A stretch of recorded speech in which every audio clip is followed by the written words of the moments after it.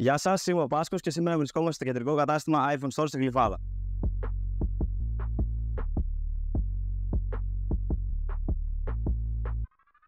Σήμερα λοιπόν θα σας παρουσιάσουμε τις πιο εξειδικευμένες βάσεις για το ποδήλατό σας, τη μηχανή σας, ακόμα και για το πατίνι σας. Και τώρα θα σας δείξω αυτή τη βάση, η οποία είναι από την καινούργια μας κολεξιόν. Τώρα θα σας δείξω πώς μπορούμε πολύ απλά να το συναρμολογήσουμε. Εδώ λοιπόν έχουμε τα δύο εξαρτήματά του. Το πιο απλό εξάρτημα, όπως βλέπετε και εσείς, είναι αυτό εδώ, το οποίο μπαίνει και από κάτω. Και στη συνέχεια το υπόλοιπο το κουμπώνουμε. Και έτσι πολύ απλά τελειώσαμε το πρώτο βήμα της βάσης.